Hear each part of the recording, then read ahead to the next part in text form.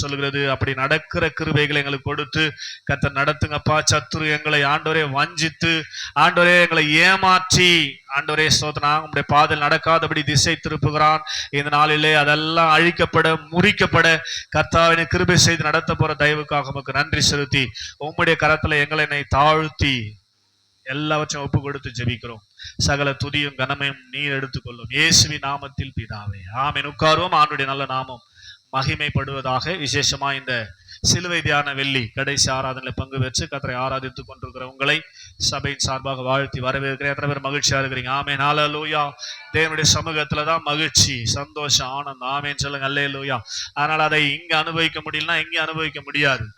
இதே ஸ்பீடா, இதே வேகத்தோடு போய் நாம் வாழ்கிற நாட்களிலும் வாழ்கிற இடங்களிலும் சந்தோஷமாய் சமாதானமாய் இருக்க ஆண்டவர் உதவி செய்வாராக. வேதத்தை நாம் எடுத்துக்கொள்வோம். நேரம் வேகமாய் கடந்து போனபடியினாலே 1 பேதுருவின் புஸ்தகம் 1வது அதிகாரம் 9வது வசனத்துக்கு நேராக சிந்தைகளை திருப்ப போகிறோம். நாம் இன்றைக்கு பார்க்க போகிற சிலுவையில் தேவன் சம்பாதித்து கொடுத்த ஆசீர்வாதமாகிய ரட்சிப்பு. ஆமென் சொல்லுங்க, ஹல்லேலூயா. 1 பேதுரு 1வது அதிகாரம் 9வது வசனத்துல வேதம் இப்படியாய் சொல்லுகிறது, உங்கள் விசுவாசத்தின் பலனாகிய ஆத்தும ரட்சிப்பை அடைகிறீர்கள். ஆமென் சொல்லுங்க, ஹல்லேலூயா. நாம என்ன நினைச்சுக்கிறோம்னா நம்ம ரட்சிக்கப்பட்டவர்கள். அப்படியா? ஸ்தோத்திரம். நமக்குள்ள என்ன இருக்குது? ரட்சிக்கப்பட்டவங்க எல்லாம் யாரு? கையை தூக்கி காட்டுங்கன்னா நம்ம முதலாவது கையை தூக்கி காட்டிடுவோம். ஆமென் சொல்லுங்க, ஹல்லேலூயா.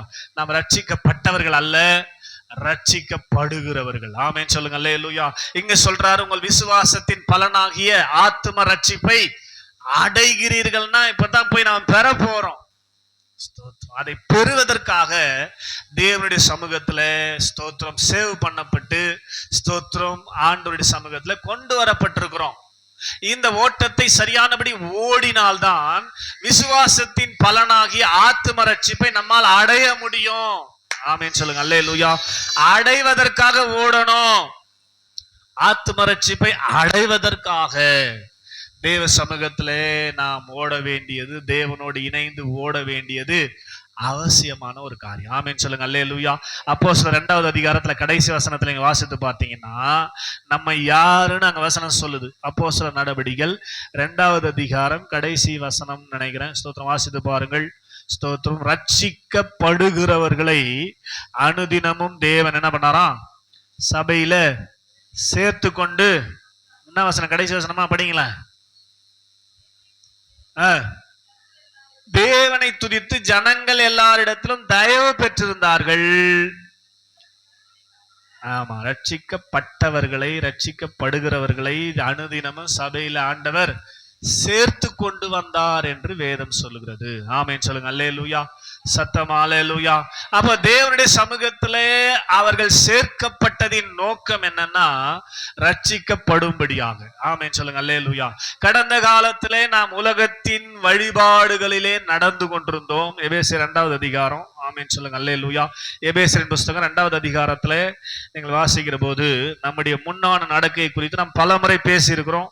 எபேசியருக்கு அப்போஸ்தலனாகிய பவுல் எழுதும்போது பரிசுத்த ஆவியானவர் மூலமாக எழுதின ஒரு அற்புதமான வார்த்தை. 2வது அதிகாரம் 1ல இருந்து நம்ம வாசிக்கலாம், ஆனா 4வது வசனத்தை மாத்திரம் வாசிப்போம். அப்போஸ்தலர் 2வது அதிகாரம், எபேசியர் 2வது அதிகாரம் அதனுடைய 4வது வசனம் சொல்லுது. ஸ்தோத்திரம். 3:4 அவர்களுக்குள்ளே நாம் எல்லாரும் முற்காலத்துல எப்படி இருந்தோமா? நமது மாம்ச இச்சையின்படியே நடந்து நமது மாம்சமும் நமது மனசும் விரும்பினர்களை செய்து சுவாபத்தினாலே, நம்முடைய சுவாபத்தினாலே, சுவாபம் எப்படி வெளிப்படுதோ அதனாலே மற்றவர்களை போல, வெளியில சுவாபத்தினாலே மற்றவர்கள் வாழ்ந்து கொண்டிருக்கிறார்களே அவர்களை போல கோபாக்கினையின் பிள்ளைகளாய் இருந்தோம். ஆமென். கோபாக்கினை நமக்கும் நியமிக்கப்பட்டிருந்தது. வெளியில் இருக்கிறவர்களுக்கு எப்படி இப்போது கோபாக்கினைக்காக அவர்கள் நியமிக்கப்பட்டிருக்கிறார்களோ, இப்ப சபைக்கு உள்ள வந்திருக்கிற நீங்க தான் சேவ் பண்ணப்பட்டிருக்கிறீங்க. ஸ்தோத்திர. சபைக்கு வெளியில் இருக்கிறவர்களுக்கெல்லாம் கோபாக்கினை நியமிக்கப்பட்டிருக்கிறது. அதுல தப்பவே முடியாது, யாரும் தப்பவே முடியாது. ஆமென் சொல்லுங்க, ஹல்லேலூயா. அந்த கோபாக்கினையின் பிள்ளைகளாகத்தான் நாம இருந்தோம். ஆண்டவரை அறிந்து கொள்வதற்கு முன்பதாக, ஆண்டவரை ஏற்றுக்கொள்வதற்கு முன்பதாக, ஆண்டவரை விசுவாசிக்கிறதுக்கு முன்பதாக நாம எப்படி இருந்தோம்? அப்படித்தானே இருந்தோம், உண்மைதானே? ஆமென் சொல்லுங்க. அல்லேலூயா. ஆண்டவர் அறிந்து கொள்வதற்கு முன்னாடி நாமும் மற்றவர்களை போலதான் கோபாக்கினின் பிள்ளைகளா இருந்தோம். ஸ்தோத்திரம். அடுத்த வசனம் சொல்லுது, தேவனோ இரக்கத்தில் ஐஸ்வர்யம் உள்ளவராய் நம்மில் அன்பு கூர்ந்த தம்முடைய மிகுந்த அன்பினாலே. ஆமென் சொல்லுங்க. அல்லேலூயா. வெளியில இருக்கிற கூட்டத்துல இருந்து, கோபாக்கினியின் கூட்டத்திலிருந்து தேவன் நம்மேல் மாத்திரம் அன்பு கூர்ந்து, ஆமென் சொல்லுங்க. அல்லேலூயா. மிகுந்த அன்பா, சாதாரண அன்பு இல்ல. ஆமென் சொல்லுங்க. அல்லேலூயா. மிகுந்த அன்பினாலே என்ன பண்ணாராம்? அக்கிரமங்களில் மரித்து போயிருந்த நம்மை கிறிஸ்துவுடனே கூட உயிர்ப்பித்தார், கிருபையினாலே ரட்சிக்கப்பட்டீர்கள். ஆமென் சொல்லுங்க. அல்லேலூயா. ஸ்தோத்திரம். ரட்சிப்புனா என்னதுங்க? அக்கிரமங்களினாலே நாம் மரித்து போயிருந்தோம். பாவங்களை செய்து, அக்கிரமங்களை செய்து நாம் தேவனை விட்டு பிரிந்திருந்தோம். ஆமென் சொல்லுங்க. அல்லேலூயா. ஆண்டவர் என்ன பண்ணாரா? நம்மை கிறிஸ்துவுடனே கூட உயிர்ப்பித்தார். இந்த உயிர்ப்பிக்கிற அனுபவம் தான் ரட்சிப்பு. ஆமென் சொல்லுங்க. அல்லேலூயா. இது கடந்த கால ரட்சிப்பு. இது கிருபையாய் தேவன் நம்மேல் அன்பு கூர்ந்த அன்பினாலே கிடைக்கிறது. இது இலவசமானது என்று சொல்லி இதே அதிகாரம் 9வது வசனத்துல சொல்லுவார். ஆமென் சொல்லுங்க. அல்லேலூயா. 2:9 வாசித்து பாருங்க. ஒருவரும் பெருமை பாராட்டாதபடிக்கு இது கிரியையினால் நீங்க பிரயாசப்பட்டு ரட்சிப்பை பெறல. ஆமென் சொல்லுங்க. அல்லேலூயா. 8வது வசனம் பாருங்க. கிருபையினாலே விசுவாசத்தை கொண்டு ரட்சிக்கப்பட்டீர்கள், இது உங்களால் உண்டானதல்ல, தேவனுடைய ஈவன கிஃப்ட். தேவன் உங்கள் மேல் வைத்த அன்பினாலே இலவசமான இந்த ரட்சிப்பை, ஆவியின் ரட்சிப்பை. ஆவிதான் ஆத்துமாவை நடத்தும், நமக்கு நல்லா தெரியும். அந்த ஆத்துமாவை நடத்துகிற ஆவியை கண்ட்ரோல் பண்ணி ஆத்துமாவை ரட்சிப்புக்கு ஏதுவாய் நடத்துவதற்காக ஆவி ரட்சிக்கப்பட வேண்டி இருந்தது.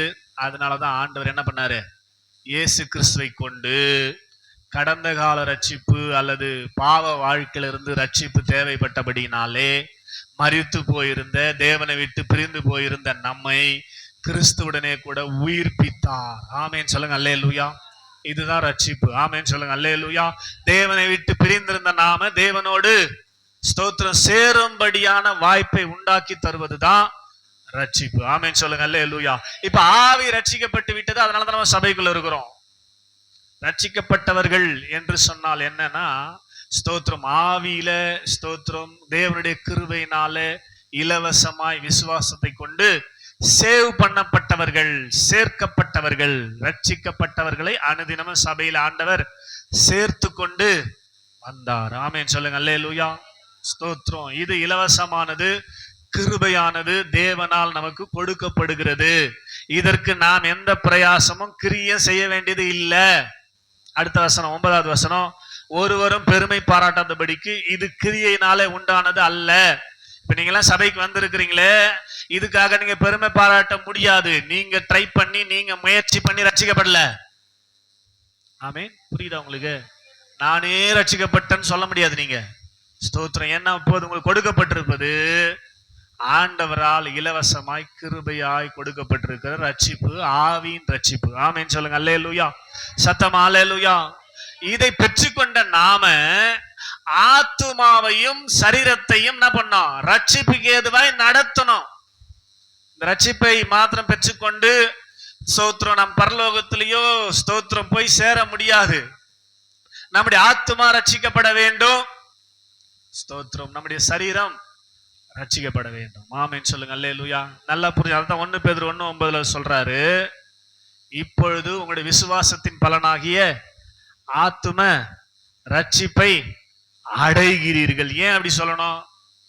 நீங்க தான் ஏற்கனவே ஸ்தோத்திரம் ரட்சிக்கப்பட்டவங்களாச்சே. இப்பதான் நீங்க ரட்சிப்பை, ஆத்தும ரட்சிப்பை அடைகிறீர்கள், அடைகிறீர்கள், அடைய போகிறீர்கள் என்று சொல்வதற்கு என்ன காரணம்? ஸ்தோத்திரம். அப்படின்னா இன்னும் ஆத்துமா என்ன பண்ணல? ரட்சிக்கப்படலன்னு தான் அர்த்தம். ஸ்தோத்திரம். ஆமென் சொல்லுங்க. அல்லேலூயா. எப்பொழுது ஆத்தும ரட்சிப்பு கிடைக்கிறது? எப்படி ஆத்துமாவையும் சரீரத்தையும் நாம் ரட்சிப்புக்குள்ள நடத்த முடியும்? ஸ்தோத்திரம். ரட்சிக்கப்பட்டவர்கள், ஆவியில ரட்சிக்கப்பட்டவர்கள் தான் ஆத்துமாவையும் ஆவியையும் எங்க என்ன பண்ண முடியும்? ரட்சிப்புக்கு நேராய் நடத்த முடியும். புரியுதா? தயவுசெய்து புரிஞ்சுக்கங்க. ஸ்தோத்திரம். மறுபடியும் கேட்கக்கூடிய வாய்ப்பு உங்களுக்கு கிடைக்குமான்னு தெரியாது. ஸ்தோத்திரம். அதனால இந்த வாய்ப்பை சரியா பயன்படுத்தி கொள்ளுங்கள்.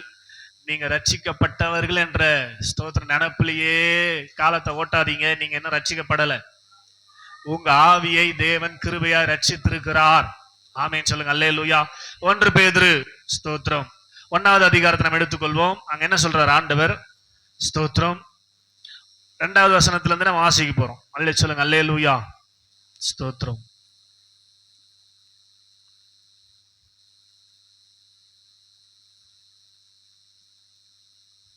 அவர் இயேசு கிறிஸ்து 4வது வசனத்திலிருந்து பாருங்க. இயேசு கிறிஸ்து மரித்தோரிலிருந்து எழுந்ததினாலே அழியாததும் மாசற்றதும் வாடாததுமாகிய சுதந்திரத்துக்கு ஏதுவாக ஜீவனுள்ள நம்பிக்கை உண்டாகும்படி தமது மிகுந்த இரக்கத்தினாலே நம்மை மறுபடியும் ஜெனிப்பித்தார். இதுதான் ரட்சிப்பு. கடந்த கால ரட்சிப்பு. நம்மை மறுபடியும் என்ன பண்ணாரா? ஜெனிப்பித்தார்னா மறுபடியும் ஒரு புது பிறப்பு, மறுபடியுமாய் ஒரு புது பிறப்புக்கு நேராக நம்ம நடத்தினார். அதுதான் ஆவியில நம்ம பிறந்தோம். ஆமேன் சொல்லுங்க. அல்லேலூயா. கடைசி காலத்துல வெளிப்பட ஆயத்தமாக்கப்பட்டிருக்கிற அடுத்த வசனம், ரட்சிப்புக்கு ஏதுவாக விசுவாசத்தை கொண்டு தேவனுடைய பலத்தினாலே காக்கப்பட்டிருக்கிற உங்களுக்கு அந்த சுதந்திரம் பரலோகத்தில் ஆயத்தமாக்க பட்டிருக்கிற ரட்சிப்புக்கு ஏதுவாக விசுவாசத்தை கொண்டு தேவனுடைய பலத்தினாலே காக்கப்பட்டிருக்கிற உங்களுக்கு அந்த சுதந்திரம் பரலோகத்தில் வைக்கப்பட்டிருக்கிறது. ஆமென். ஏமா கரண்ட்ல கைது தூக்கமா வந்துத கரண்ட்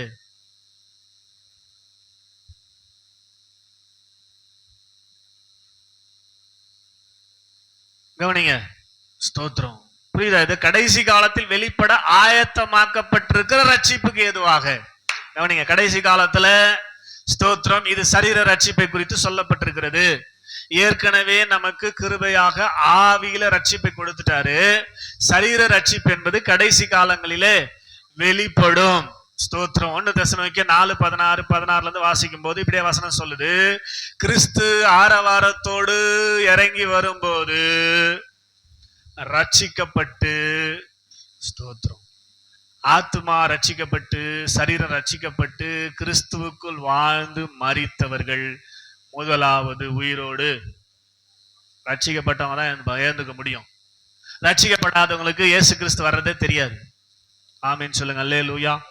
சத்தமா அல்லேலூயா. ஒருவேளை உயிரோடு இருக்கும் நாமும், ஒருவேளை நம்ம உயிரோடு இருக்கும் போது அவர் வந்துட்டார்னா நாம் மறுரூபமாக்கப்பட வேண்டும். இதே சரீரத்தோடு பரலோகத்துக்கு போக முடியாது. மாம்சமோ ரத்தமோ பரலோக ராஜ்யத்தை சுதந்திரிக்க முடியாது. ஸ்தோத்திரம். ஆமென் சொல்லுங்க. அல்லேலூயா. அதனால நம்முடைய சரீரத்தை ஆண்டவர் என்ன பண்ணுவார்? மறுரூபமாக்குவார், பரலோகத்துக்கு ஏற்ற சரீரமாக மாற்றுவார். அதுதாங்க சொல்றார். பின்பு உயிரோடு இருக்கும் நாமும் மேகங்கள் மேல் எடுத்து கொள்ளப்பட்டு ஆகாயத்துல இவ்விதமா எப்போதும் அவரோடு கூடவே இருப்போம். ஆமென் சொல்லுங்க. அல்லேலூயா. நல்லா நீங்க புரிஞ்சுக்கணும். ஆவி ரட்சிக்கப்பட்டு விட்டது தேவனுடைய கிருபையினால. அதை வைத்து உன்னுடைய ஆத்துமாவையும் சரீரத்தையும் ரட்சித்தால் உன்னுடைய சரீரம் இயேசு கிறிஸ்து வரும்போது உயிரோடு எழும்பும். அதிலே சொல்லுங்க. அல்லேலூயா. சத்தமா. மகிமையின் சரீரமாய் உயிரோடு எழும்பும். உயிரோடு நாம் இருந்தால் ஒருவேளை நம்முடைய சரீரமும் உயிர் தெழுந்த இயேசு கிறிஸ்துவுக்கு எப்படி மகிமையின் சரீரமாய் இருந்ததோ அதுபோல நம்முடைய சரீரமும் மாறும். ஆமென் சொல்லுங்க. அல்லேலூயா. இது சரீர ரட்சிப்பு. ஆமென் சொல்லுங்க. அல்லேலூயா. இதிலே நீங்கள் மிகவும் சந்தோஷப்படுகிறீர்கள். இதை சொல்லும் போது உங்களுக்கு சந்தோஷமாகுது. ஆமென். என்னுடைய ஆவி ரட்சிக்கப்பட்டிருக்குது, அதனால தான் சபைக்குள்ள இருக்கிறேன். என்னுடைய சரீரமும் இயேசு கிறிஸ்து வரும்போது உயிரோடு எழுந்துக்க போது, ரட்சிக்கப்பட்டு மரித்திருந்தால் அல்லது உயிரோடு இருந்தால் மறுரூபமாக்கப்படுகிறது என்ற விஷயத்தை உங்களுக்கு சொல்லும் போது இதுல மிகவும் சந்தோஷப்படுகிறீர்கள். என்றாலும் துன்பப்பட வேண்டியது அவசியமானதால் இப்பொழுது கொஞ்ச காலம் பலவிதமான சோதனைகளாலே துக்கப்படுகிறீர்கள். இதுதான் ரொம்ப முக்கியமான விஷயம். ஆமென் சொல்லுங்க. அல்லேலூயா. அடுத்த வசனம், அழிந்து போகிற பொன் அக்கினியினாலே சோதிக்கப்படும், அதை பார்க்கிற விலையேற பெற்றதா இருக்கிற உங்கள் விசுவாசம் சோதிக்கப்பட்டு இயேசு கிறிஸ்து வெளிப்படும் போது உங்களுக்கு புகழ்ச்சியும் கனமும் மகிமையும் உண்டாக காணப்படும். ஆமேன். அவரை நீங்கள் காணாமல் இருந்து அவரிடத்தில் அன்பு கூறுகிறீர்கள். இப்பொழுது அவரை தரிசியாமல் இருந்து அவரிடத்தில் விசுவாசம் வைத்து சொல்லி முடியாததும் மகிமையால் நிறைந்ததுமாயிருக்கிற உங்கள் விசுவாசத்தின் பலனாகிய ஆத்தும ரட்சிப்பை அடைகிறீர்கள். ஆமேன் சொல்லுங்க. அல்லேலூயா. ஸ்தோத்திரம். ஆவி ரட்சிக்கப்பட்டு விட்டது. ரட்சிக்கப்பட்டதுனாலதான் புதிய இயேசு கிறிஸ்துவின் புது சிஷ்ய ஆவி உங்க ஆவியில வந்திருக்கிறது. அதை வைத்து உங்கள் ஆத்துமாவையும் உங்கள் சரீரத்தையும் ரட்சிப்புக்கு நேராய் நடத்த வேண்டியது உங்களுடைய வேலை. ஆமென். சத்தமா சொல்லுங்களேன். புரியுதா? இது வரலாம். ஆவியை ரட்சித்து விட்டார், ஆத்துமாவின் சரீரத்தையும் அவர் ரட்சிக்க மாட்டார். நீங்க தான் ரட்சிப்புக்கு நேரா நடத்தும். ஆமென் சொல்ல மாட்டீங்களே. ஆவியை ரட்சித்தது எதற்காகனா ஆத்துமாவையும் சரீரத்தையும் நீங்க ரட்சிப்புக்கு நேரம் நடத்த வேண்டும் என்பதற்காக. இது மூணும் ரட்சிக்கப்பட்டாதான் ரட்சிக்கப்பட்டவங்க. இது மூணும் ரட்சிக்கப்பட்டதா ரட்சிக்கப்பட்டவங்க. ஆமென். இப்ப சொல்லுங்க, நீங்க ரட்சிக்கப்பட்டவங்களா ரட்சிக்கப்படுகிறவர்களா? இங்க அழகா சொல்றாரு பாருங்க, ஆத்தும ரட்சிப்பை அடைகிறீர்கள். கோல் ஆத்தும ரட்சிப்பு. அதை நான் அடையிறேன். அதுக்கு முன்னாடி என்ன பண்ண, நான் கொஞ்ச காலம் துன்பப்பட வேண்டும் என்று இங்கே சொல்லுகிறார். இதையே எபிரேயர் 2வது அதிகாரத்துல 4வது வசனத்துல எபிரேயர் ஆக்கியோன் சொல்லும் போது என்ன சொல்றாரு பாருங்க. எபிரேயர் ஸ்தோத்திரம் 2:4 ஸ்தோத்திரம். ரொம்ப முக்கியமான வசனம், அடிக்கடி நம்ம பேசுற வசனம், அடிக்கடி சொல்ற வசனம். ஸ்தோத்திரம். அடையாளங்களினாலும் அற்புதங்களினாலும் பலவிதமான பலத்த செய்கைகளினாலும் தம்முடைய சித்தத்தின்படி பகிர்ந்து கொடுத்த பரிசுத்தாவின் வரங்களினாலும் தேவன் தாமே சாட்சி கொடுத்ததுமா இருக்கிற இவ்வளவு பெரிதான ரட்சிப்பை குறித்து நாம் கவலையற்று இருப்போமானால் தண்டனைக்கு எப்படி தப்பித்துக் கொள்ளுவோம்? ஆமே. என்ன புரியுது? இது கவனிக்கிறீங்களா? ஸ்தோத்திரம். கவனிக்கிறீங்களா? கிரேசியம்மா, நீங்க குழந்தைய வெளியே வச்சுன்னு இருக்கலாம். நீங்க என்ன பண்ண போறீங்க கேட்டு? ஸ்தோத்திரம். குழந்தைய வெளியே வைங்க, மற்றவங்களுக்காவது உதவி செய்யுங்க. ஒழுங்கா கேட்கறதுக்கு வெளியே இருந்தே கேளுங்க, பரவாயில்ல. புரியுதா? இது இந்த வசனத்தை பாருங்க கொஞ்சம் ப்ளீஸ். அடையாளங்களினாலும் அற்புதங்களினாலும் பலவித பலத்த செய்கைகளினாலும் தம்முடைய சித்தத்தின்படி பகிர்ந்து கொடுத்த பரிசுத்தாவின் வரங்களினாலும் தேவன் தாமே சாட்சி கொடுத்ததுமா இருக்கிற இவ்வளவு பெரிதான ரட்சிப்பு. ஆமே. நீங்க ரட்சிக்கப்பட்டு சபைக்கு வந்தது பெரிதான ரட்சிப்பு இல்ல. இனிமேல்ட்டு நீங்க பட வைக்க போறீங்க பாருங்க, ஆத்துமாவையும் சரீரத்தையும். அந்த ரட்சிப்பை குறித்து எழுதுறாரு. அந்த ரட்சிப்பை குறித்து நீங்கள் ஒண்ணுமே கவலைப்படாம, உங்க ஆத்துமா எக்க என்ன கட்டு போட்டோம், உங்க ஆவி எக்க என்ன கட்டு போட்டோம், உங்க சரீரம் எப்ப என்ன கட்டு போட்டோன்னு கவலையற்று இருந்தால் தண்டனைக்கு நாம் எப்படி தப்பித்துக் கொள்வோம்? அதனால ஒவ்வொரு நாளும் ஸ்தோத்திரம், நம்முடைய ஆத்துமா ரட்சிப்பு நிறைவேற, நம்முடைய சரீரத்தின் ரட்சிப்பு நிறைவேற பிரயாசப்படணும்னு சொல்லி ஸ்தோத்திரம் பிலிப்பியர் 2:12 அப்போஸ்தலனாகிய பவுல் சொல்றாரு. ஆமென் சொல்லுங்க. அல்லேலூயா. ரட்சிப்பு எப்போ நிறைவேறும் அப்படின்னா, நீங்க பிரயாசப்படாம நிறைவேறாது. நீங்க எதுவுமே பண்ணாம ஆவியில ரட்சிப்பை பெற்றுக் கொண்டீர்கள். ஆண்டவர் கிருபையாக நம்மேல் வைத்த அன்பினாலே கொடுத்தார், ரொம்ப சந்தோஷம். ஆனா ஆத்தும ரட்சிப்போம், அதிலே சொல்லுங்க அல்லேலூயா, சரீர ரட்சிப்போம் நீங்க முயற்சி பண்ணாம நடக்காது. பிலிப்பியர் 2:12 பாருங்க. ஆதலால், நான் சொல்லும் போது வசனத்தை நோட் பண்ணிக்கங்க. பைபிள்லாம் நீங்க திறக்க வேணாம், இங்க பாருங்க. ஒருவேளை நான் எப்போ திறக்க சொன்னா சொல்றேங்க. ஸ்தோத்திரம். அதுக்கப்புறமா வீட்டுல போய் இந்த ரெஃபரன்ஸை வச்சு பாருங்க. தப்பா எதை நான் சொல்லிக்கிறேன். நான் ஒருவேளை தப்பா எதை நான் சொல்லியிருந்தேன் எனக்கு ஃபோன் பண்ணி சொல்லுங்க, தப்புன்னு. ஸ்தோத்திரம், நான் மாத்திக்கிறேன். ஆமென் சொல்லுங்க. அல்லேலூயா. இங்க அழகா வேத வசனம் சொல்லுது, ஆதலால் எனக்கு படிங்களான்னு கெஞ்சனவங்களை படிங்க. இத பிரியமானவர்களே, நீங்கள் எப்போதும் கீழ்ப்படுகிறபடியே நான் உங்களுக்கு சமீபமாக இருக்கும் போது மாத்திரமல்ல, நான் தூரமாக இருக்கிற இப்பொழுதும் அதிக பயத்தோடும் நடுக்கத்தோடும் உங்கள் ரட்சிப்பு நிறைவேற பிரயாசப்படுங்கள்னா என்னது அர்த்தம்? பிரயாச பண்ணனா முயற்சி பண்ணணும், ட்ரை பண்ணணும். எதுக்கு ட்ரை பண்ணணுமா? எப்படி ட்ரை பண்ணணுமா? அது கூட பயத்தோடும் நடுக்கத்தோடும் உங்கள் ரட்சிப்பு நிறைவேற ட்ரை பண்ணிக்கினே இருக்கணும். ஸ்தோத்திரம். அல்லேலூயா சொல்லுங்க. அல்லேலூயா. ட்ரை பண்ணாம பிரயாசப்படாத எதையும் நீங்க அனுபவிக்கவே முடியாது, செயல்படுத்தவே முடியாது. வேத அழகா சொல்லும், பிரயாசப்பட்டு பயிரிடுகிறவன் பலனில் முந்தி பங்கடைவான். ஆமே. நீ பிரயாசப்பட்டாதான் கிடைக்கும். நீங்க நல்லா புரிஞ்சுக்கணுங்க. உங்க ஆத்துமா ரட்சிக்கப்படணும், உங்க சரீரம் ரட்சிக்கப்படணுங்க. இயேசு கிறிஸ்து வருவதற்குள்ளாக ஸ்தோத்திரம் அந்த ரட்சிப்பை தான் அவர் சிலுவையில நமக்கு சம்பாதித்து ஸ்தோத்திரம். அந்த சிலுவையின் மூலமாக, இயேசு கிறிஸ்துவின் மூலமாக நமக்கு ஆவியில ஆல்ரெடி கொடுத்துட்டாரு. அந்த சிலுவையை நாம் விசுவாசித்தோம், அதனால ஆவி ரட்சிக்கப்பட்டு விட்டது. ரட்சிக்கப்பட்டு விட்ட ஆவியை கொண்டு, உங்க ஆவி புதுப்பிக்கப்பட்ட ஆவியா இருந்தா, புதுசின் ஆவியா இருந்தா, அந்த ஆவியை கொண்டுதான் ஆத்துமாவையும் சரீரத்தையும் ரட்சிப்புக்கு நேராய் நடத்த முடியும். அந்த நடத்துகிற வேலையை நீங்க தான் செய்யணும். நீங்க தான் ஒவ்வொரு நாளும் என்ன பண்ணணும்? ரட்சிப்பை குறித்து கவலைப்படணும், பிரயாசப்படணும். கவலைப்படணும், பிரயாசப்படணும். கவலை பண்ணா அப்படியே கவலைப்பட்டு உட்காந்துருக்க கூடாது. கவலையும் பண்ணணும், அதுக்கேற்ற மாதிரி பிரயாசப்படணும். எப்படி என் ஆத்மா ரட்சிக்கப்படும்? எப்படி என் ஆத்மா ரட்சிக்கப்படும்? சொல்லுங்க அல்லேலூயா. ஆத்மா ரட்சிக்கப்படுவதற்கு என்ன பண்ணணுமா? ஸ்தோத்திரம். 1 கொரிந்தியர் 1வது அதிகாரம் அதனுடைய 18வது வசனத்தை சொல்லுது. ஸ்தோத்திரம். 1 கொரிந்தியர் 1வது அதிகாரம் அதனுடைய 18வது வசனத்தை நம்ம வாசிக்கிற போது அழகா சொல்றாரு, எப்படி நம்முடைய ஆத்மா ரட்சிக்கப்படும். நம்ம அடிக்கடி கேட்கிற இந்த சிலுவை தியான வெள்ளியில இந்த வசனத்தை கேட்காம இருக்கவே மாட்டோம். ஸ்தோத்திரம். நம்ம எல்லாருக்கும் தெரிஞ்ச வசனம் வாசிங்க. சிலுவையை பற்றிய உபதேசம் கெட்டு போகிறவர்களுக்கு, நல்லா புரிஞ்சுக்கணும், சிலுவையை பற்றிய உபதேசம், செய்தி இல்ல, சிலுவை பற்றிய செய்தி இல்ல, சிலுவை பற்றிய உபதேசம் கெட்டு போகிறவர்களுக்கு பைத்தியமா இருக்கிறது. உபதேசம் கற்றுக்கொள்ளணும், சிலுவை பற்றியதுதான் அது அப்படின்னு சொல்லி கூப்பிடும் போது நம்ம சபையில நிறைய பேருக்கு எப்படின்ட்டு ஸ்தோத்திரம், என்னையா அது உபதேசம்?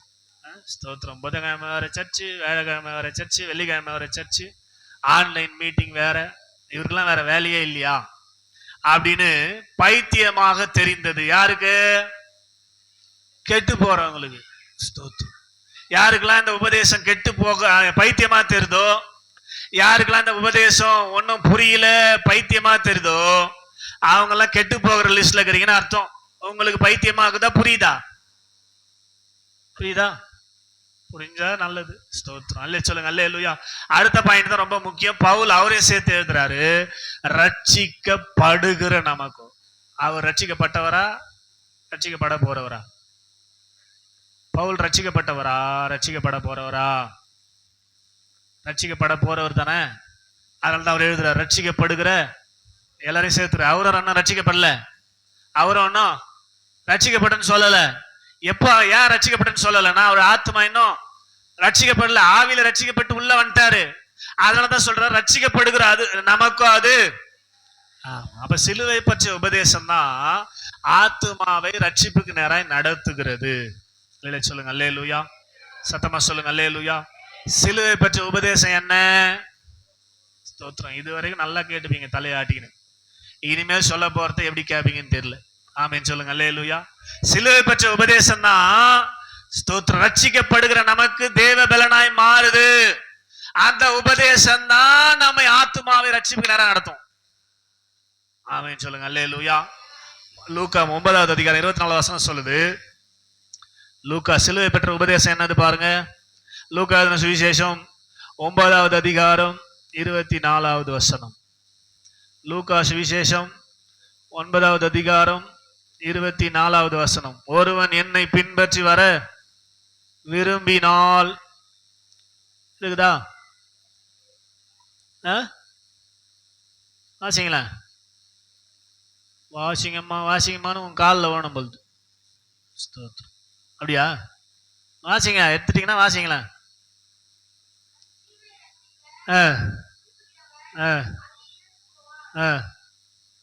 ஒருவன் என்னை பின்பற்றி வர விரும்பினால் அவன் தன்னைத்தான் வெறுத்து, என்ன வசனமா? 12:24 23 23 வாசிமா. பின்பு அவர் எல்லாரையும் நோக்கி, ஒருவன் என் பின்னே வர விரும்பினால், அவர் இப்ப எங்க போயின்னுக்கிறாருன்னா ரட்சிப்புக்கு நேரா போய்கிறாரு.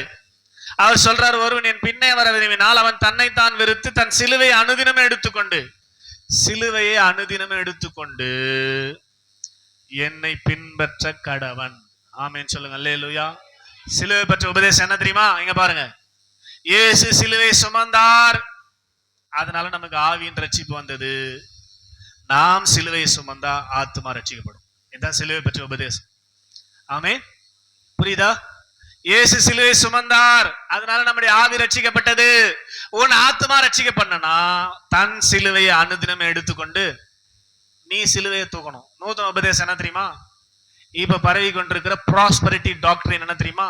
ஸ்தோத்திரம். ஆசீர்வாத உபதேசம் என்ன தெரியுமா? ஸ்தோத்திரம்.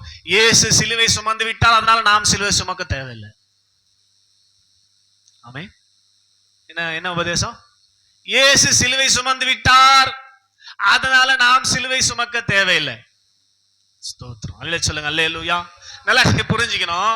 அப்படியானால் இயேசு சிலுவை சுமந்து விட்டார் என்று சொன்னால், நாம் சிலுவை சுமக்க வேண்டாம் என்று சொன்னால், அப்புறம் பேதுரு, யோவான், யாக்கோபெல்லாம் கொண்டு போய் எதுக்கு சிலுவையில் அடிச்சாங்க? மறுபடியும் இயேசு தான் சிலுவையில் சுமந்துட்டாரு. சிலுவை சுமந்துட்டாரு, நாம சுமக்க தேவையில்லை.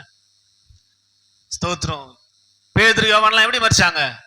சிலுவையில் அடிச்சு தானே. ஆமேன்னு சொல்லுங்க. அல்லேலூயா. ஏன் அவங்கள அடிச்சாங்க? இயேசு சுமந்துட்டாருங்க, நான் சுமக்க மாட்டேன்னு சொல்ல வேண்டியதுதானே அவங்க.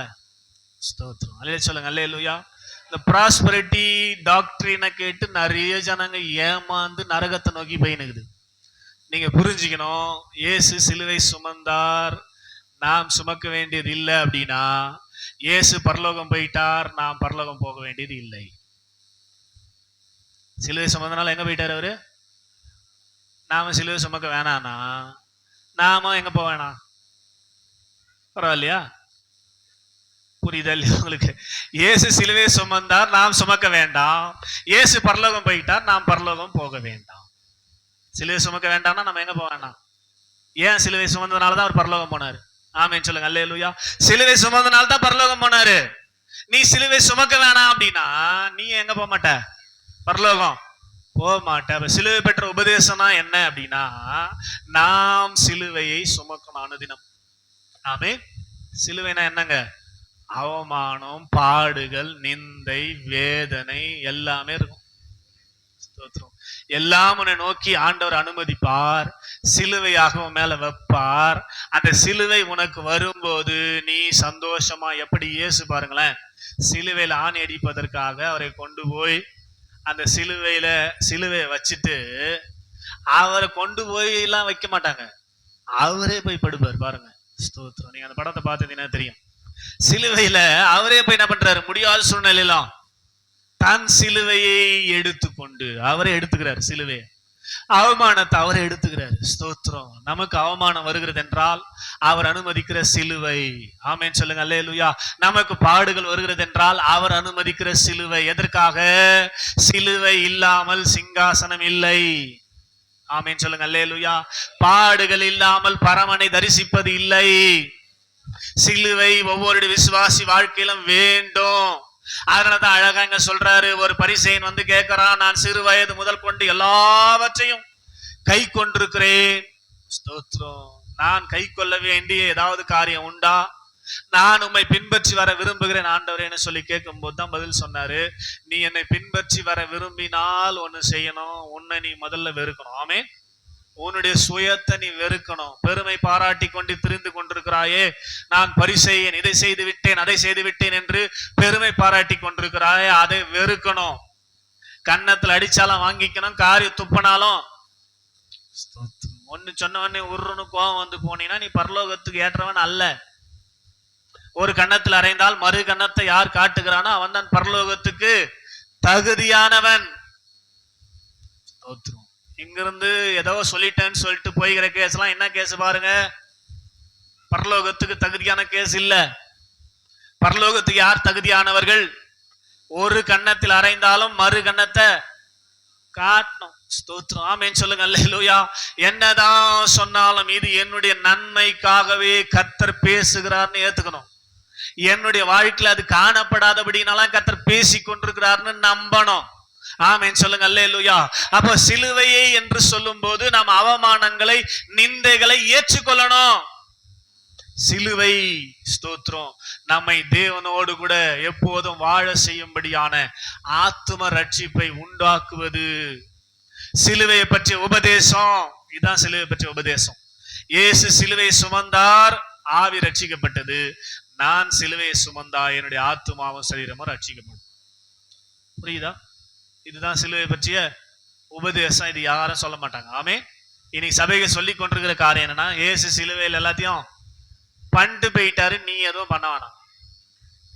ஏசு எல்லாத்தையும் பண்ணிட்டு போயிட்டாரு, சிலுவையில செஞ்சுட்டு போயிட்டாரு, நீ எதுவும் செய்யாத, எல்லா ஆசீர்வாதம் உனக்கு வச்சுட்டு போயிட்டாருன்னு தான் சொல்றாங்க சபைகளிலே. இது தவறான டாக்டரின், ராங் டாக்டரின், தவறான உபதேசம். சத்தியத்தின்படி, உண்மையின்படி, சரியான ஸ்தோத்திரம் உபதேசம் என்று சொன்னால், இங்க வாசனையில 1 பேதுருல, இப்போது சில காலம் துன்பப்பட வேண்டியது அவசியமானதால் துன்பப்படுகிறீர்கள். துன்பப்படுறது அவசியம். ஒரு விசுவாசி துக்கப்படுறது அவசியம், வேதனைப்படுறது அவசியம். அது உங்க சொந்த ஜனங்களால இருக்கலாம், அல்லது புறவினத்தாரார் இருக்கலாம், உங்க பக்கத்து வீட்டுக்காரா இருக்கலாம். ஏதோ ஒரு வகையில உங்களை துன்பப்படுத்துவார்கள், துக்கப்படுத்துவார்கள், வேதனைப்படுத்துவார்கள், உங்களை அனுதினமும் சிலுவையில் அறைவார்கள். ஆமென். அல்லேலூயா சொல்லுங்க. அல்லேலூயா.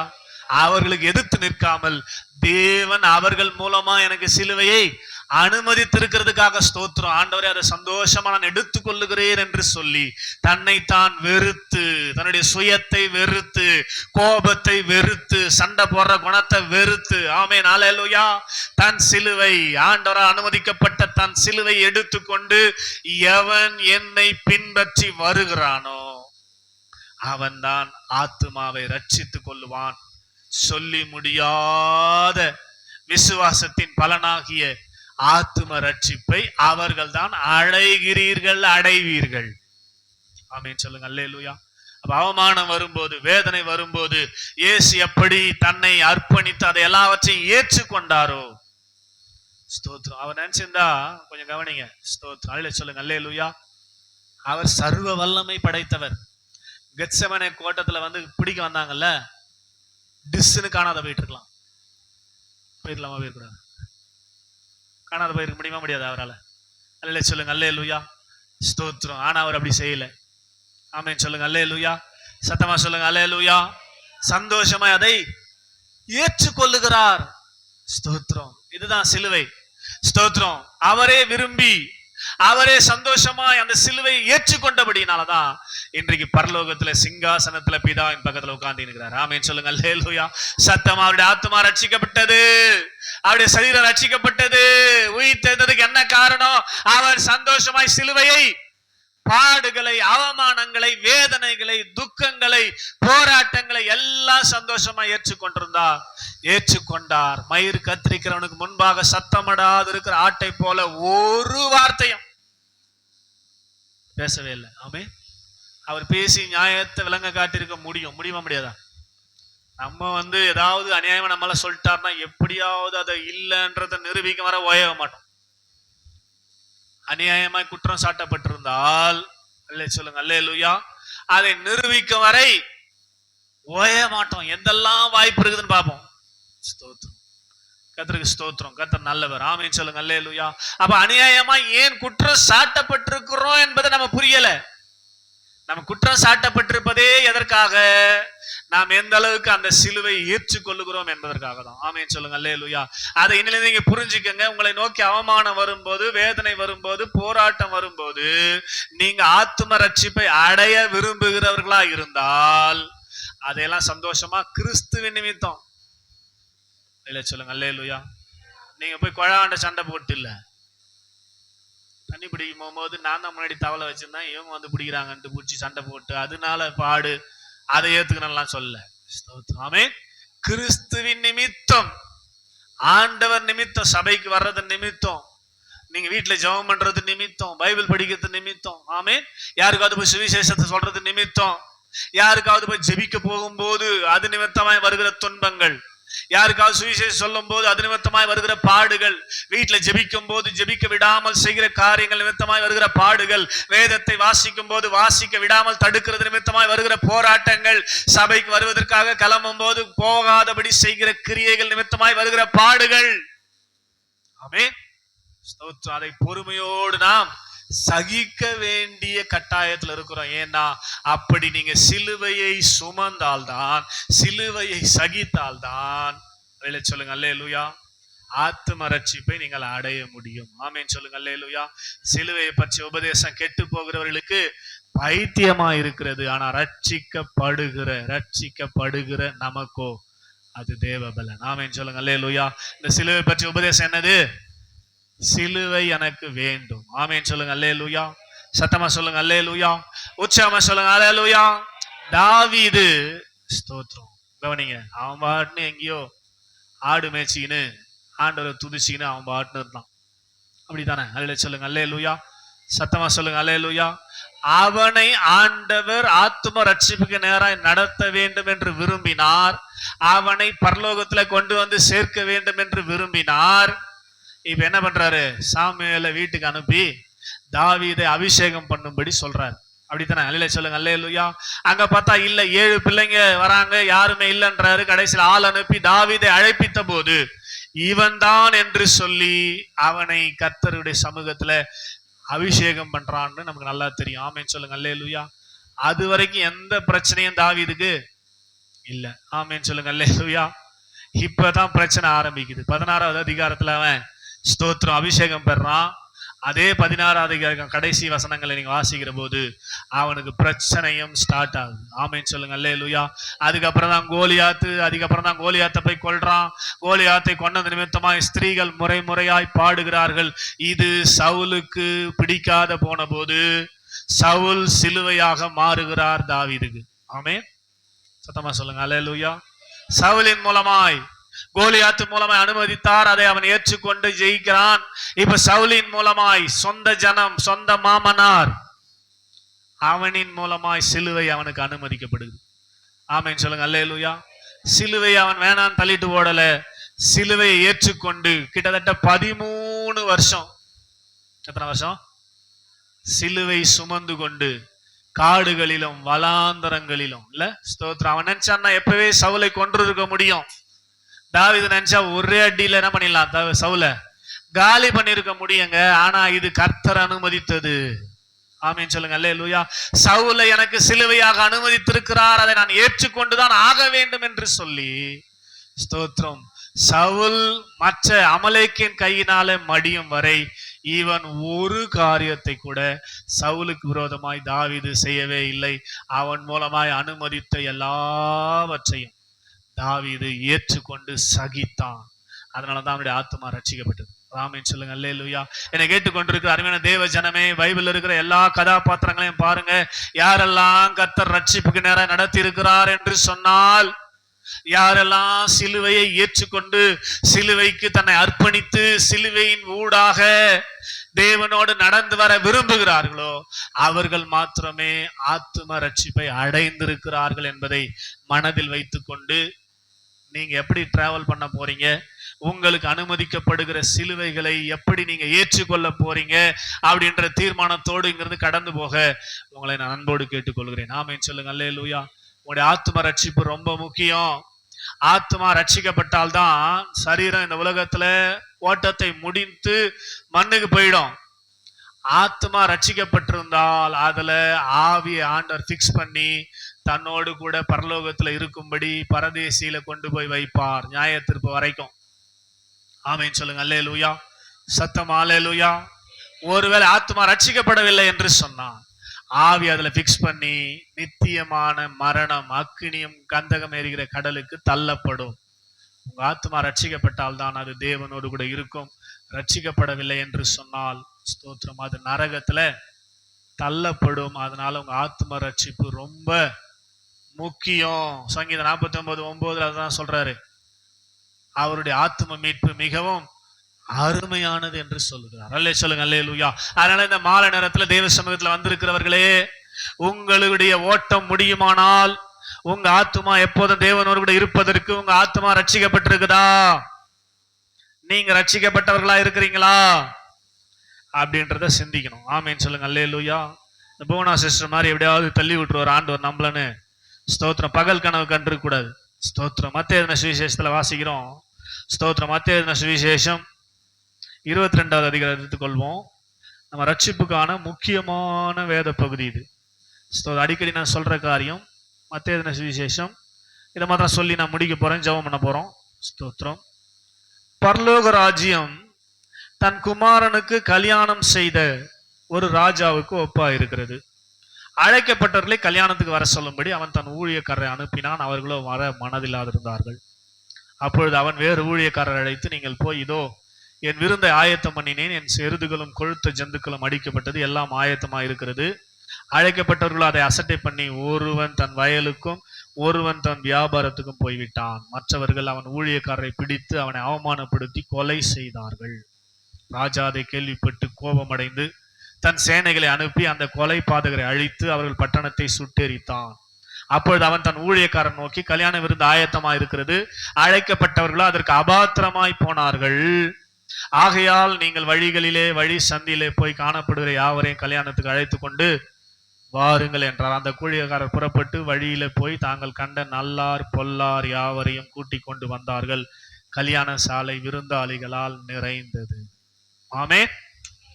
நமக்கு வந்து ரட்சிப்பினுடைய காரியம் ரூட் ஆஃப் சால்வேஷன். கவனிங்க, நமக்கும் ரட்சிப்புக்கும் சம்பந்தமே, ஆவியின் ரட்சிப்புக்கும் சம்பந்தமே இல்லை. முதல்ல அதை புரிஞ்சுக்கணும்.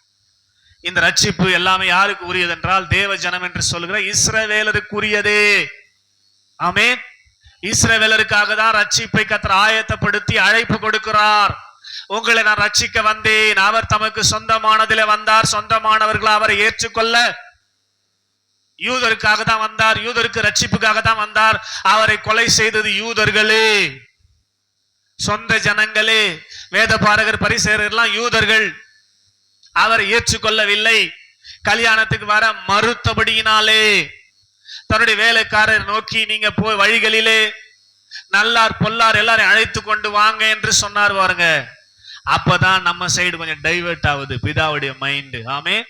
அழைக்கப்பட்ட தேவ ஜனம் என்று சொல்லுகிற இஸ்ரவேலர்கள் மறுத்து விட்ட போதுதான் அந்த புண்ணியம் நமக்கு வந்தது. அல்ல சொல்லுங்க, அல்லேலூயா. அதுக்காக இஸ்ரவேலருக்கு நம்ம தேங்க்ஸ் சொல்லணும். ஆமே.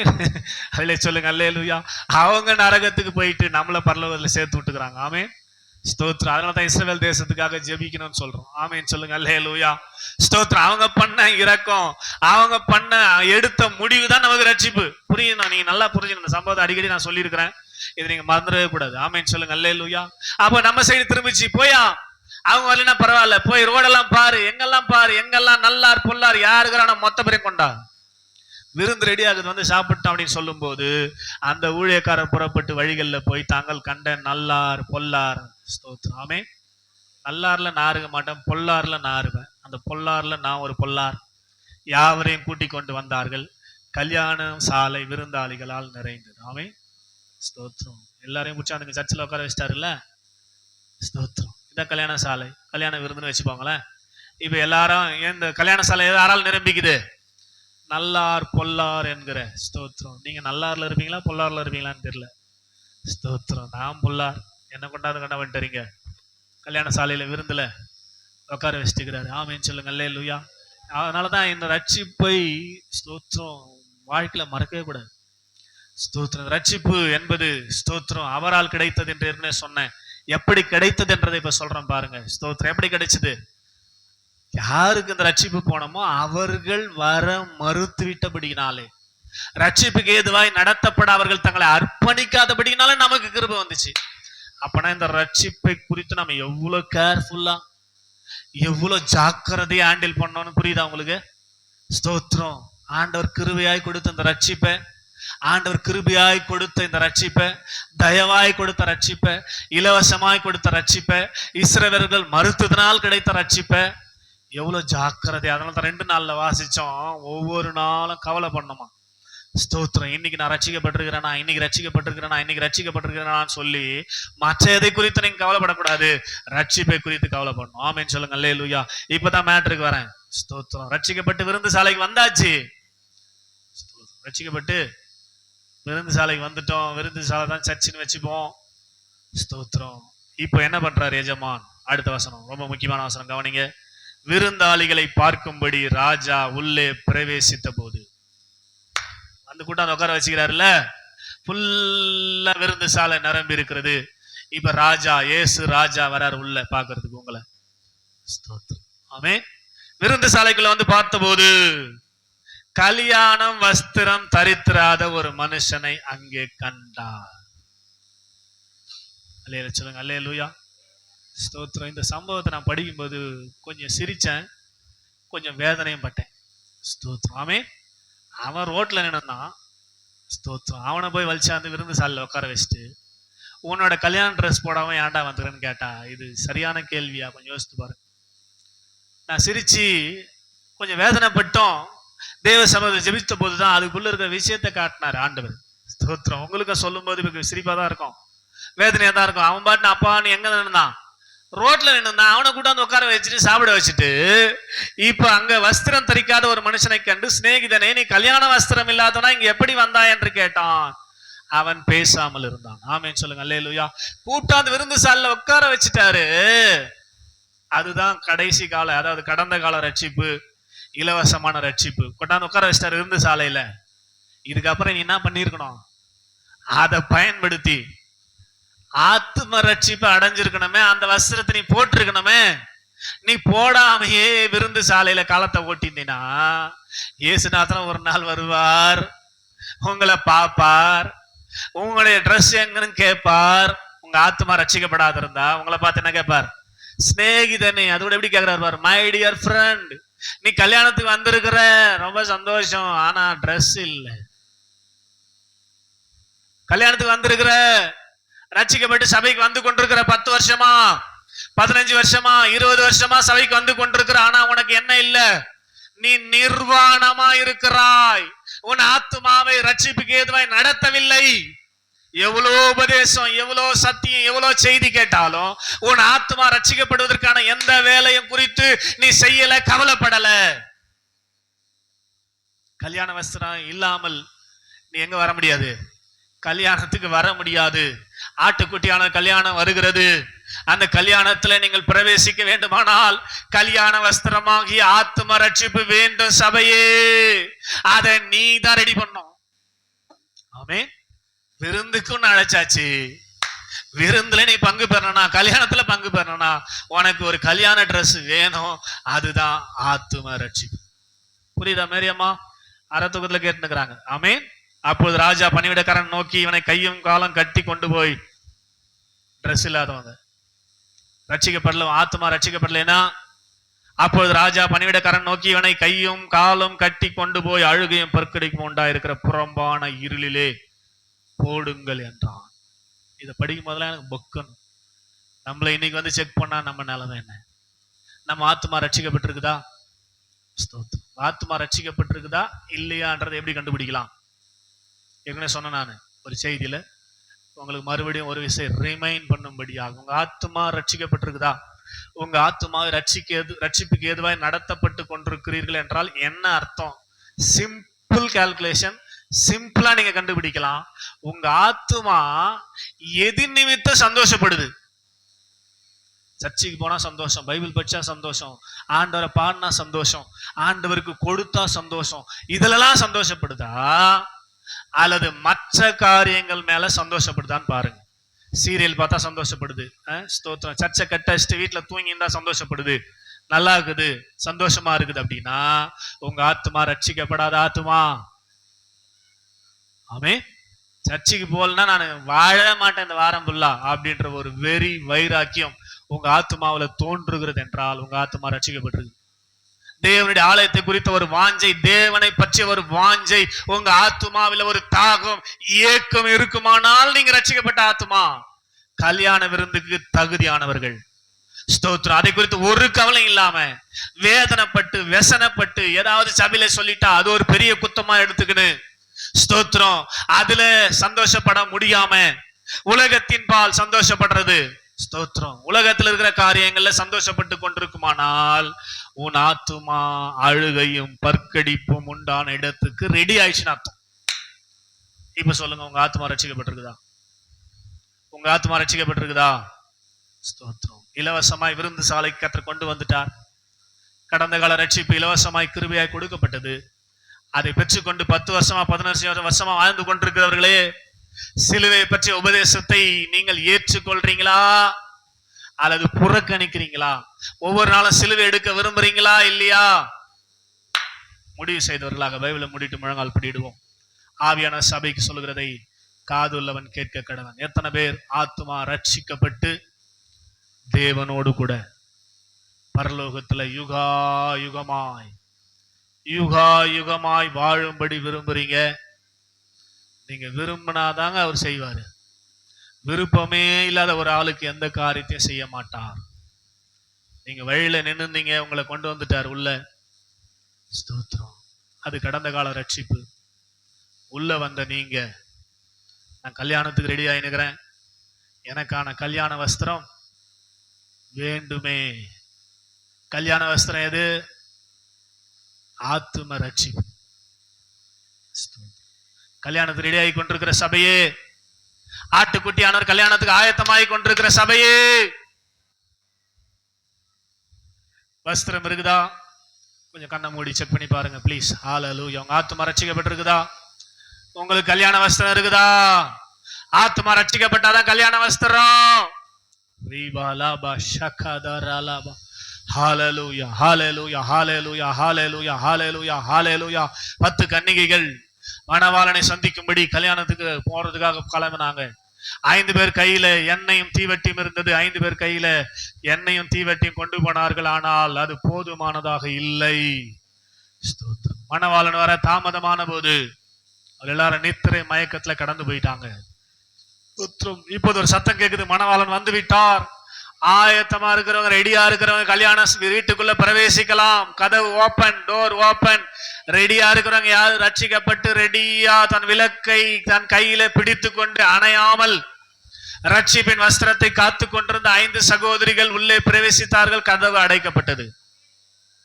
அவர்கள் போய் எண்ணெய் வாங்கி கொண்டு தீவெட்டியை கொளுத்தி கொண்டு வந்து கதவை தட்டுகிறார்கள்.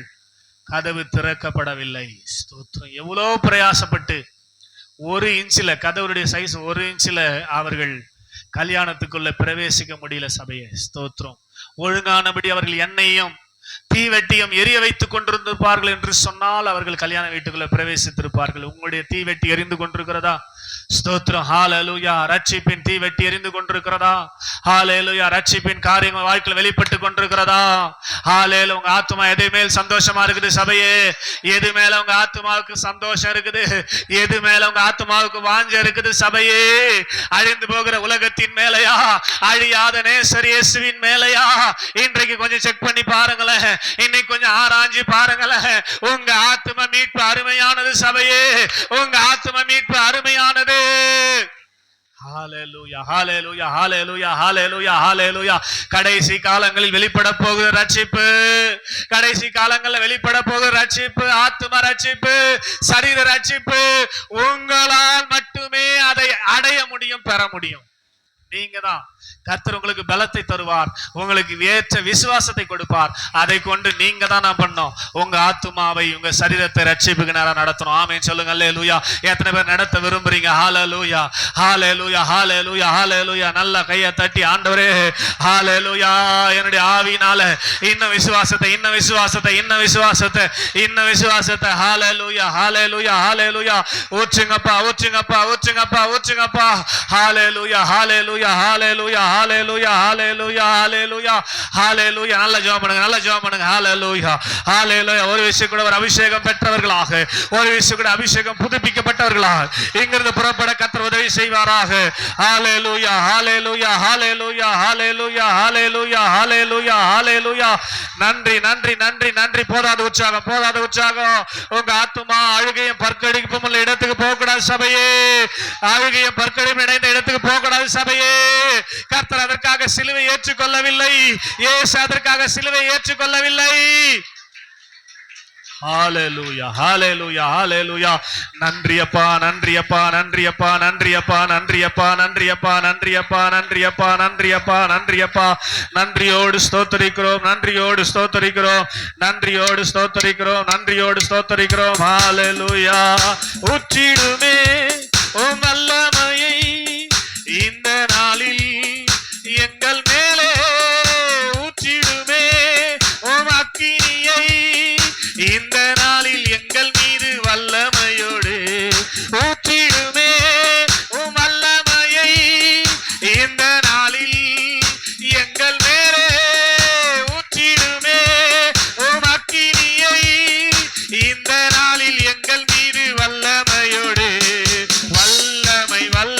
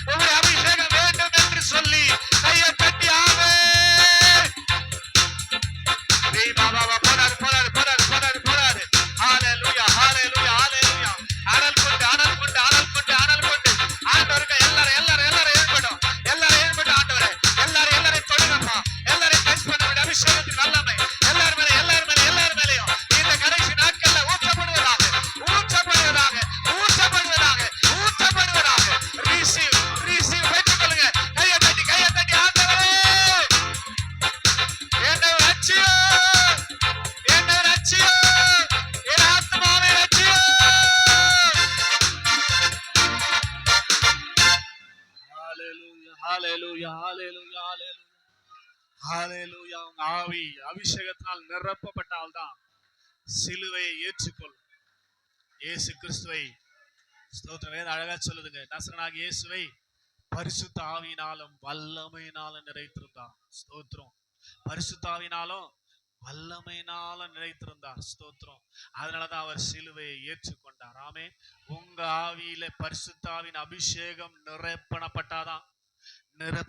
அதனால தேவ சமூகத்துல எப்போதும் முழங்கால் படிட்டு உங்க ஆவியை பலப்படுத்துங்கப்பா, பலப்படுத்துங்கப்பா, பலப்படுத்துங்கப்பா, பலப்படுத்துங்கப்பா, அபிஷேகத்தினால பலப்படுத்துங்கப்பான்னு சொல்லி உங்க ஆவியை பலப்படுத்துறீங்கன்னா போதுங்க, அந்த ஆவி உங்க ஆத்துமாவை ரட்சிக்கும். கையை தட்டி ஆமென் ஹல்லேலூயா. உங்க ஆவிதான் உங்க ஆத்துமாவை ரட்சிக்கும். அதற்கு தேவ பலன் அவசியம். கையை தட்டி ஆமென். அதற்காக நீங்கள் உங்களை அர்ப்பணித்து தேவன் அனுமதிக்கிற சிலுவையெல்லாம் சந்தோஷமா இயேசுவை போல ஏற்றுக்கொள்கிற மனதோடு தேவ சமூகத்துல வரணும். ஆமீன். என்ன அவமானம், என்ன ஸ்தோத்திரம் காரியங்கள் உங்களுக்கு தேவையை பிடிக்காம இருந்தா காரியமா இருந்தாலும் பரவாயில்ல, அதை ஆண்டவர் எனக்கு அனுமதித்திருக்கிறார், என் ஆத்தும ரட்சிப்புக்காக கர்த்தர் அனுமதித்திருக்கிறார் என்று சொல்லி அதை சகித்து அதை சகித்து அதை சகித்து அதை சகித்து ஒரு பெரிய ஜெயத்தை நீங்கள் பெறும்போதுதான் உங்க ஆத்துமா ரட்சிக்கப்படுகிறது. சபையே ஹல்லேலூயா. கிருபையாக கிருபையாக அழைக்கப்பட்டவர்கள் வர மறுத்த போது நம் பக்கமாய் திருப்பப்பட்டிருக்கிற இந்த ரட்சிப்பு, புறஜாதியாகிய நமக்கும் இந்த ரட்சிப்புக்கும் சம்பந்தமே இல்லை. கர்த்தர் கிருபையாய் தேவனோ நம்மில் அன்பு கூர்ந்த தமது மிகுந்த அன்பினாலே நீங்க நரகத்துக்கு போக கூடாதுன்னு உங்களை சேவ் பண்ணிருக்கிறார். சபையை உங்களை சேவ் பண்ணி சபை கொண்டாந்துட்டாரு. நல்ல சபையில உங்களை வச்சிருக்கிறாரு. நல்ல வார்த்தைகளை கேட்கும்படியாய் நல்ல ஊழியரை உங்களுக்கு கொடுத்திருக்கிறார். இது எல்லா வசதியும் செய்து கொடுத்தோம். நீங்க இன்னும் ஆத்துமா அறிவில்லாம, ஆத்துமா அறிவை அடைந்து கொள்ள முடியாம நரகத்துக்கு போகுமானால் எந்த அளவுக்கு நம்மை படைத்த தேவன் வேதனைப்படுவார் என்பதை புரிஞ்சுக்கங்க. ஆமே. நம்ம ரட்சித்து சபையில கொண்டு வந்து இந்த எல்லா சலக்கரணையும் எல்லா வசதியும் உங்களுக்கு செய்து கொடுத்தோம். உங்க ஆத்துமா நரகத்துக்கு போகுதுன்னா ஏற்றுக்கொள்வாரா? ஏற்றுக்கொள்வாரா? உங்க ஆத்துமா எங்க போகுதுங்க? ரெண்டு கரத்தையும் உயர்த்தி என்னோட ஜெபம் பண்ணுங்க. பரிசுத்த பிதாவே, நன்றியோடு நாங்கள் உம்மை ஸ்தோத்திரிக்கிறோம்.